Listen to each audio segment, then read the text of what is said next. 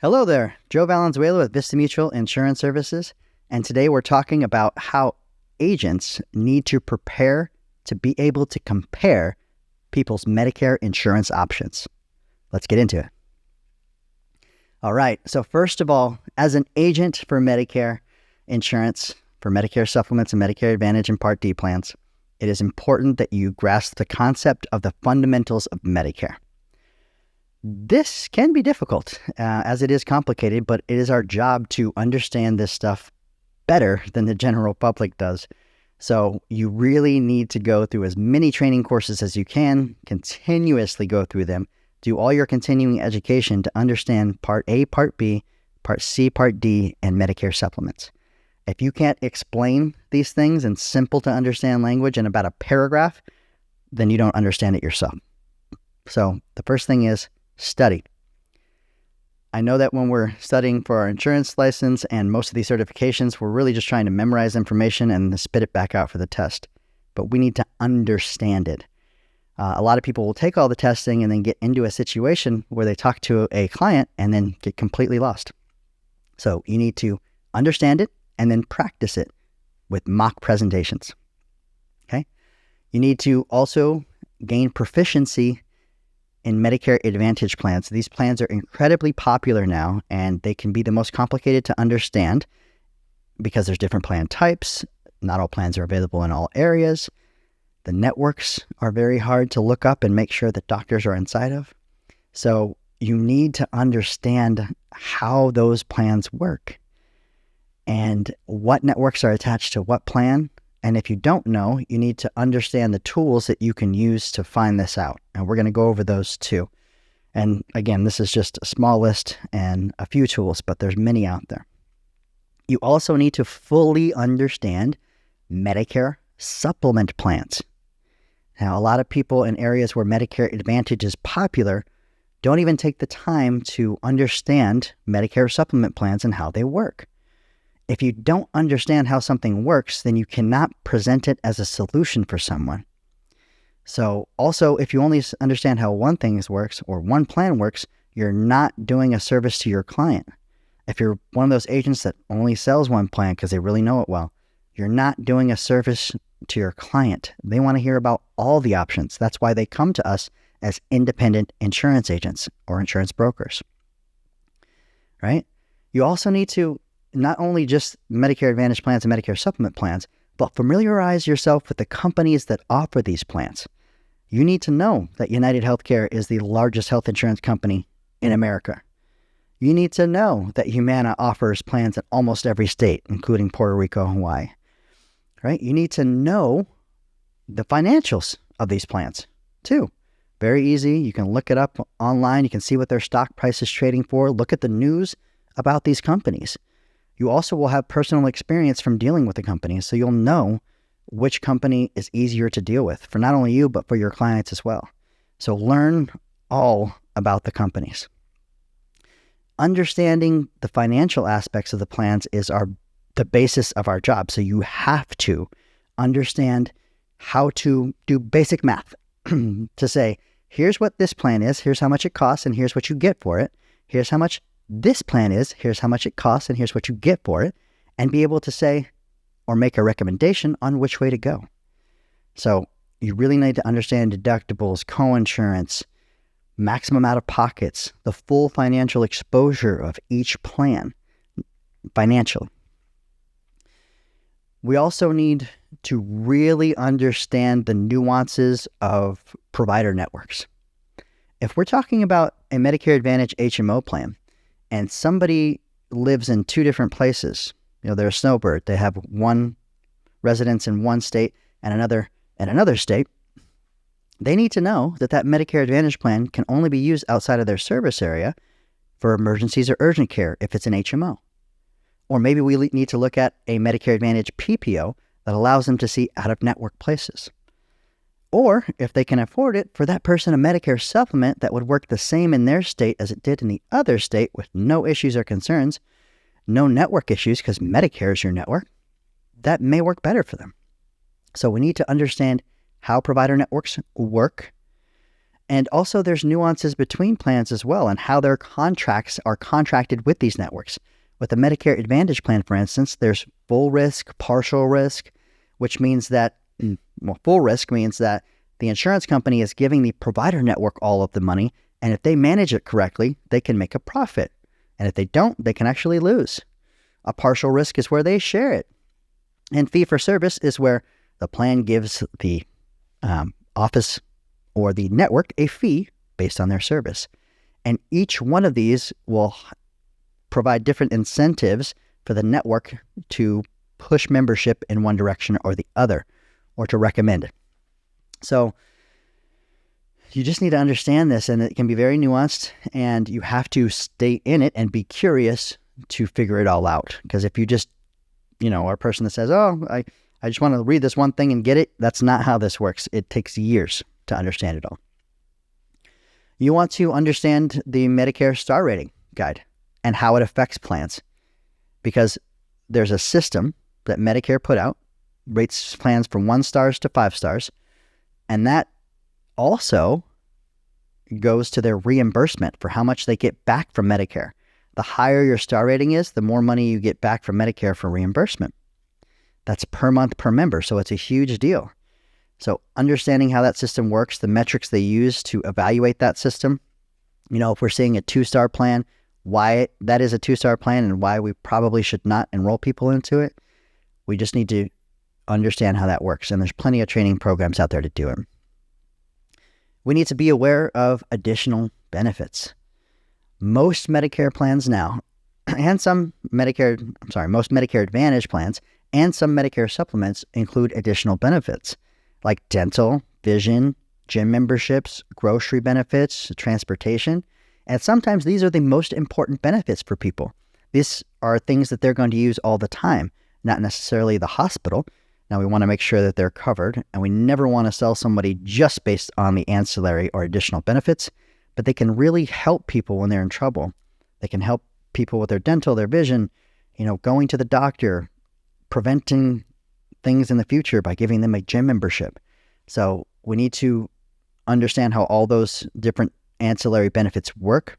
And even a step further, for each company, there's different vendors. Sometimes they use their own system. So we need to understand the differences of where people can use things on their plan too. If you have the certain carrier, then it might be VSP. If you have another carrier, it might be iMed. And there's different doctors and hospitals and services that they can go to. So we need to understand that. All right, we need to incorporate tools into this, because there's no way that you can keep all this in your head and then just spit it back out when somebody says, here's my zip code. So there are a lot of different tools that you can utilize, and there's usually your upline, the person that gave you your contracts or your agency or your FMO, can provide some of these tools. There's Connecture, which a lot of carriers use as well. There's direct carrier websites where you can go on, put a zip code in, get all the plans there. There's the Medicare.gov Plan Finder. Yes, we do use that as agents to locate what plans are available. There is Sunfire, which our agency uses, a lot like Connecture. It's just an online platform that connects all of the companies that contract through it, and that's most of them. And it's a simplified enrollment form. We're able to put a zip code in, say how many times a year you think you go to the doctor, put all your medications in, also put the pharmacy that you use in, and it'll tell us the lowest costing plan that we're contracted with in that area. Not only that, we're able then to send that quote out to you, and the person can even self-enroll from that quote. So these tools are absolutely imperative to use when you're quoting someone. You want to be able to pick up your phone and within 5 to 10 minutes identify plans that are available in someone's area. And that should be fairly simple utilizing some of these tools. We need to understand enrollment periods. That is the main point of our job, to know when someone can enroll and what enrollment period to use to make sure that their application goes through. There are a lot of special election periods, and if you don't know all of them, then you could be telling someone that they can't get insurance when they actually can. So you need to be an enrollment period specialist. you should be able to identify right away whether someone can enroll or not, probably within the first 2 to 3 minutes of your conversation. If we're in the annual election period, most people can enroll. If someone just moved, they can enroll into any product they want because they just lost one, or there are new options available for them. If someone just signed up for a Medicare Advantage plan, hates their agent, and wants to switch, well, guess what? Within 3 months, they can use their OEP period to make that switch. So if you understand how enrollment periods work, then you can be much more efficient at your job and not pass over opportunities. So learn about enrollment periods. We also need to understand our clients. Each client is unique, and their perspective on insurance is unique, and their needs are unique. Somebody that runs marathons and hardly ever goes to the doctor other than their preventive services may not need the top of the line, most costly plan that covers everything. Now, not to say that they wouldn't pick that, because it depends on how they view insurance as well. But to me, that would be a little bit of overinsurance. Now, we never know what's going to happen, so that's why it depends on how you view insurance. Now, if someone has multiple doctors across multiple networks, across multiple states, and is going through a number of different treatment plans right now, then maybe a Medicare supplement would be better for them because it doesn't have those networks, right? So we need to understand our individual customer needs, and this can be different between husband and wife. We have husband and wives that have different plans because their needs are completely different, and this insurance is individual. So understand your client and understand how your client thinks. Different generations think differently about insurance and the government and trust. So understanding those age groups and how they think about this stuff can really help you. We want to develop clear and effective ways to communicate. Before I said, if you can't explain something in about a paragraph, you don't understand it yourself. And I think that a lot of insurance people do this. They're using jargon and words that really don't pertain to the situation to make themselves seem smarter or more educated about that particular product. If you're educated about something, you can use very simple language to communicate it. We don't want to really do anything over a 3rd grade reading level. And also by incorporating stories and putting your client into those stories, it can really help them relate to the benefit that you're discussing and really help them understand it. Once they're in that story, they're walking themselves through it, and it really helps them understand more. So if you're not an effective communicator, there are plenty of ways to become one. But the only real way is practice, right? You have to sit in front of the mirror, ask your friends to come over and present insurance to them, or just get in front of more people in the insurance world so that you can practice your presentation more, right? So practice. We need to attend regular trainings and workshops because all of the carriers put on trainings once a month to once a week. If you really want to be educated about these products, then you need to hop on those trainings. Those trainings will talk about all the new things that they have coming down the line because there's new benefits that come out all the time. They'll talk about how they want you to sell their product. They'll also give you opportunities that if you were not on those trainings, you would not be privy to. Like call blitzes, where carriers will give out information for you to call and try to convert clients. Or leads, or advertising, or just being involved with the carrier so they know who you are. So attend these trainings. They're going to make you better. We want to uphold the most ethical possible standards. I know that new agents, when they first get in this industry, it can be very challenging not to push for the sale as much as possible. But we are not salespeople. We are people that educate people about the different products that are available and help them choose the right one. And then we service them afterwards. So it's not really a sales job, it's an education job. We shouldn't be using high-pressure tactics. As a matter of fact, Medicare states that you cannot use high-pressure sales tactics. Do we know that agents use them? Absolutely. But our agents do not. You're going to attract more flies with honey, right? And all the time we walk away from business, meaning there are times where we sit down with someone and they already have the plan that's best suited for them. So we're not going to switch them out of that plan. We're going to explain to them how that plan works. We're going to say, looks like you're in the best situation for your current needs. I know it didn't work out for you, but I'm sure you have friends that would like the same evaluation and to see if their plan is still working for them. That's going to get you so many more referrals than saying, yeah, well, this little benefit here is better. Well, all these 20 other ones aren't. And let's just talk about this one and get you switched over. You're not going to have a good experience. We're in this business to make long-term lasting relationships because you get paid in perpetuity. The worst thing is to have to rebuild your book of business every year because your people aren't staying with you. So we often have meetings for our group as well. So I've talked about carrier meetings, but lean on your agent meetings and your FMO and your broker and your agency meetings too. We're always going over different things that we've experienced in the market to help make our team better. So when one of our peers finds something that's working, we talk about it. We say, hey, this is what I did. This is how I did it. These are the numbers that I got from it.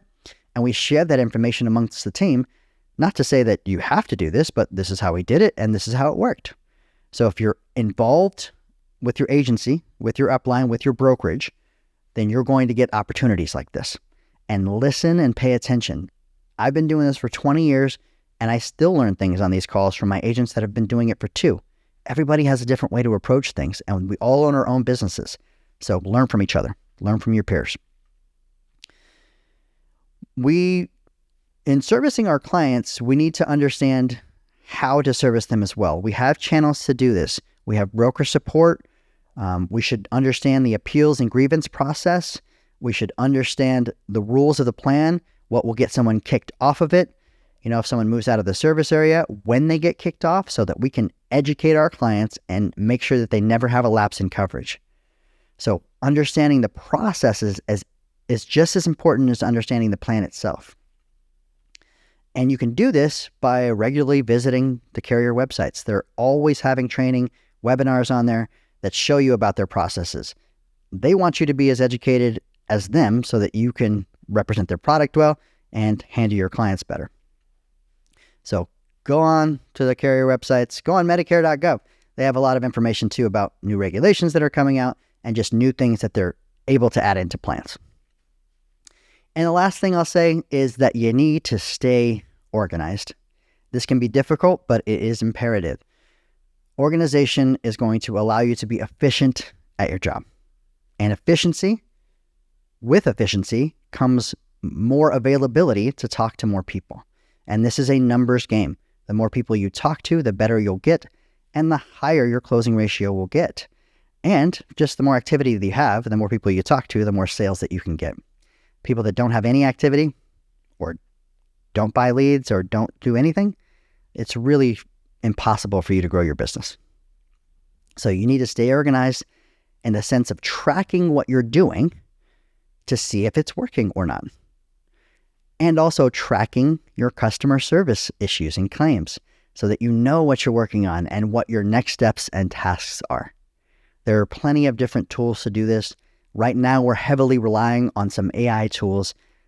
So our CRM pulls in our call recordings and makes notes for us so that we're always up to date on our clients. We can go into one system and see everything that's happened with every communication from our email, text messages, our phone calls, and it writes the notes for us. So at this day and age, with all these tools that are available, there's really no reason for you not to be as organized as you can. And people are going to have different levels of that. I'm not the most organized person, so I lean on technology a lot to help me stay organized. So hopefully these tips and tricks can help you in your journey on how to better compare plans for clients. Lean on your tools, lean on your education, lean on your upline, and stay curious. For Vista Mutual Insurance Services, I'm Joe Valenzuela. Please subscribe, like, and comment on these videos. We want to keep bringing them to you, and the more engagement that you do, the more videos we can make. Thanks so much, and I'll see you next time.